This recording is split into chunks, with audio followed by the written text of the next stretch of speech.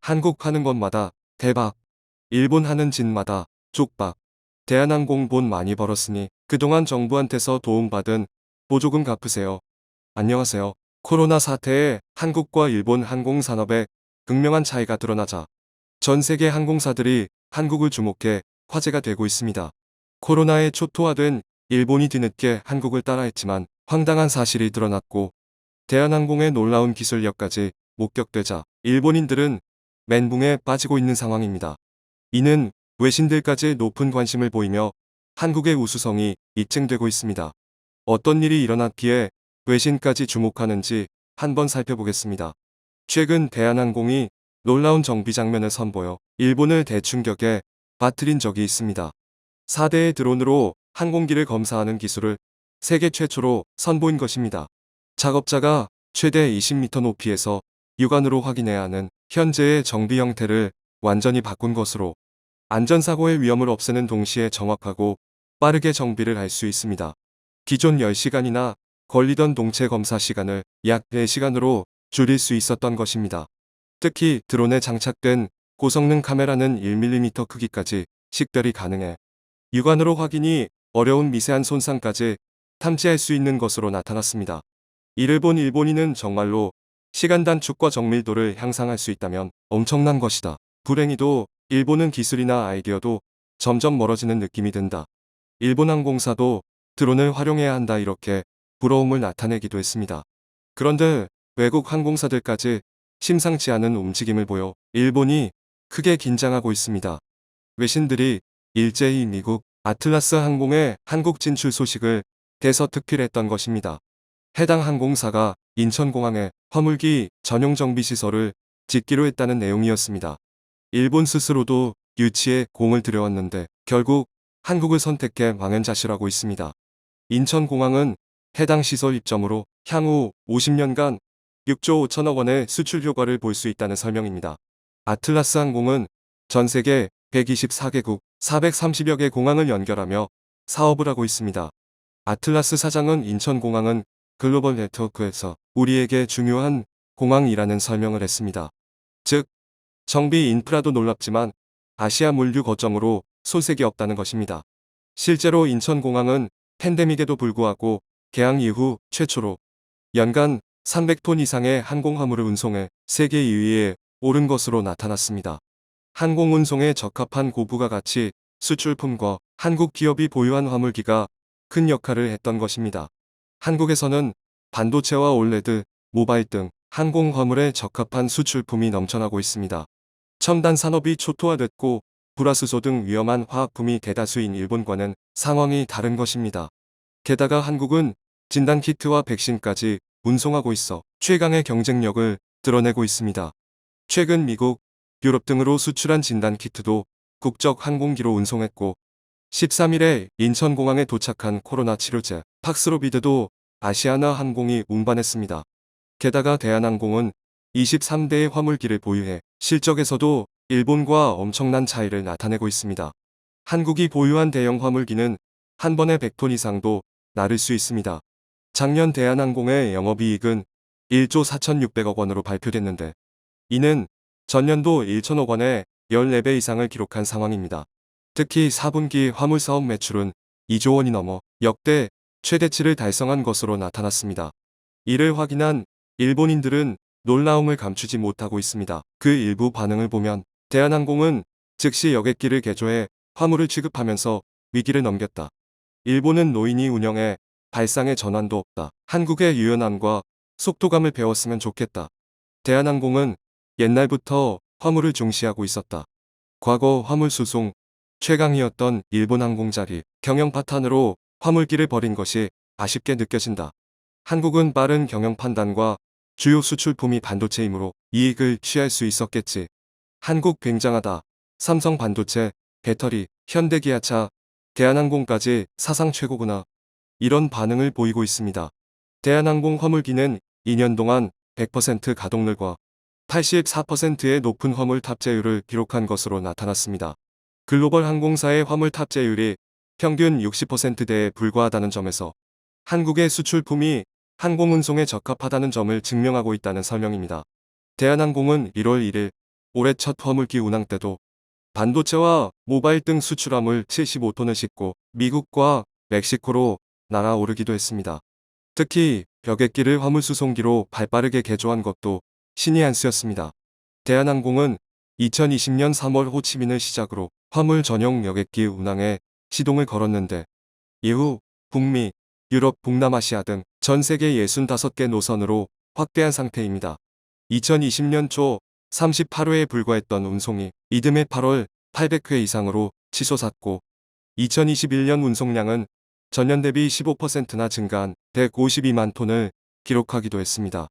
이는 한국의 무역 규모를 사상 최대로 이끄는 데 큰 역할을 했던 것입니다. 실제로 작년 한국의 무역 규모 순위는 9년 만에 8위로 올라선 것을 볼 수 있습니다. 반면 화물기도 없고 여객기 개조에도 소극적이었던 일본은 치명타를 입고 있습니다. 작년 상반기 잘과 아나항공 모두 1조 원 이상의 손실을 기록한 바 있습니다. 이는 1년으로 봤을 때 각각 2조 원 이상의 손실을 입었을 것이란 분석입니다. 잘은 1961년 일본 최초의 화물 전용기를 도입했지만 2010년 경영 파탄으로 화물기 사업을 접어버린 바 있습니다. 결국 대한항공이 부러웠던 일본은 1월 29일이 되어서야 놀라운 발표를 했습니다. 사업을 접은 지 13년 만에 다시 화물 전용기 운항을 시작하겠다고 한 것입니다. 그런데 직접 화물 전용기를 도입하는 데는 여전히 부정적 입장을 보이고 있습니다. 사업 환경의 변동성과 항공기 전용 수출품이 한국처럼 지속될지에 대한 불안감 때문입니다.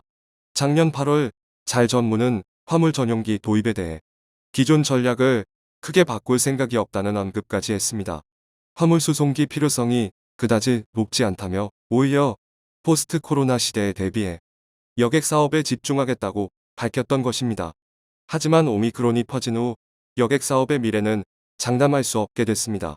이에 선택한 것이 야마토홀딩스가 기체를 도입하고 일본 항공자리 50%를 출자해 저비용 항공사 제트스타 재팬 JJP가 항공기를 운항하게 하겠다는 것입니다. 하지만 이것도 중고 여객기를 화물 전용기로 개수하는 것으로 10톤차 6대분에 상당하는 1기당 28톤의 화물만을 탑재할 수 있습니다. 이를 통해 연간 10에서 15만 톤을 수송하겠다는 계획입니다. 그런데 황당하게도 해당 화물기를 도입하는 이유가 택배 운송 때문이라는 것입니다. 한국처럼 고부가가치 수출품이 많지 않아 결국 국제 택배 배달용으로 쓰겠다는 것입니다. 그것도 2024년 4월부터 운항을 시작하기로 해 느려터진 행보라는 비판을 받고 있습니다. 게다가 여객기를 화물기로 개조하는 것에도 불안감이 커지고 있습니다. 일본이 운영하는 국적 화물기가 지난 12일 인천공항에서 황당한 사고를 일으켰기 때문입니다. 일본 저비용 항공사 지베어 화물기가 인천공항에 도착한 후 비상탈출 슬라이드가 오작동으로 펼쳐진 것입니다. 지베어는 잘계열 LCC로 2020년 6월 처음으로 비행을 시작한 비 있습니다. 그런데 어설프게 여객기를 화물 전용으로 개조했다가 시스템까지 망가뜨려버린 것입니다. 한국과 일본은 코로나 시대 여행객 수에서도 큰 차이를 보여왔습니다. 21년도 방위객은 코로나 전보다 99%나 감소한 24만 명으로 나타나고 있습니다. 2019년 3,200만 명 입국에서 99%나 감소했고 2020년 410만 명 입국에 비해서도 94%나 줄어든 상황입니다. 그것도 도쿄올림픽이 진행되던 시점의 일이라 이를 빼면 거의 입국이 없었던 것입니다.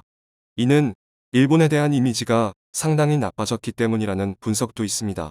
최근에는 입국을 틀어막고 있음에도 코로나가 한국보다 4배 이상으로 퍼져 망신을 당하고 있습니다. 반면 같은 기간 한국을 찾은 전년 대비 60% 이상 줄었지만 일본으로 간 외국인보다 4배가량이 많았던 것입니다. 미국에서 20만 명이 한국을 찾았고 중국 17만 명, 필리핀에서 11만 명 등이 왔습니다. 특히 일본에서 한국에 온 숫자는 1만 5천 명으로 7위권 밖이었던 상황입니다. 24일 보도에 따르면 외국인이 본 한국에 대한 긍정평가는 80%를 넘고 있습니다. 현대문화 23%, 제품 브랜드 13%, 경제 수준 10%, 국민성 9% 등에 반한 것입니다. 한국 전통 문화를 체험하고 싶다거나 한국어 학습을 희망하는 사람도 크게 늘어 있습니다. 이는 코로나가 종식됐을 때 일본보다 한국이 더 인기를 끌 수 있다는 설명입니다. 2021년 한국의 항공 교통량은 전년보다 10% 증가하며 회복세를 보인 바 있습니다. 국내선을 중심으로 크게 회복됐는데 26만 편이 운항해 전년 대비 19%나 증가한 상황입니다. 국내선을 중심으로 크게 회복됐는데 26만 편이 운항해 전년 대비 19%나 증가한 상황입니다. 이어 김포공항이 421대, 인천공항이 418대로 뒤를 이은 바 있습니다. 하지만 일본항공잘은 올 2월 국내선 운항 계획을 74%로 줄이기로 했는데 89개 노선에서 4,990편을 추가로 간편하겠다고 밝히고 있습니다. 1월 대비 20%나 낮아지는 것으로 자국 내 여행객조차 사라졌다는 의미입니다. 한국이 발빠르게 대응할 동안 일본이 선택한 것은 비행기를 줄이고 인원 재배치와 급여 삭감 등 이용 절감에만 힘을 쏟은 바 있습니다. 2019년과 비교했을 때 잘은 인건비를 20% 삭감했고 안하는 30%나 삭감했습니다. 하지만 실적 향상으로는 이어지지 않았던 것입니다. 결국 일본 항공의 주가는 2020년 폭락 후 전혀 회복하지 못하고 있습니다. 반면 대한항공의 주가는 2019년을 뛰어넘어 28,000원대까지 올라선 상태입니다. 위기에 더욱 진가를 드러내는 한국, 위기에 그냥 무너지는 일본. 과연 미래는 누구를 선택하게 될까요? 청중의 일부 의견. 위험한 가연성 화학 제품, 그리고 동물을 수용할 수 있는 장치가 있다고 해도 특히 동물 중에 설치류 등과 같은 동물은 절대 항공으로 운송하지 않습니다.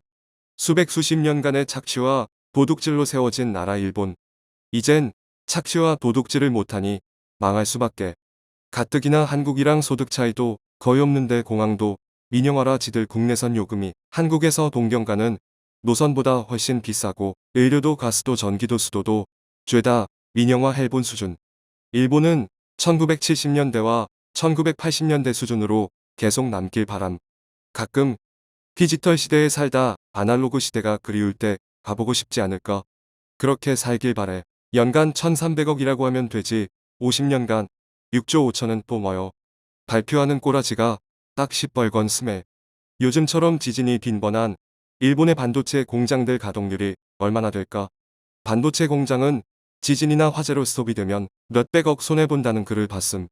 시청해주셔서 감사합니다.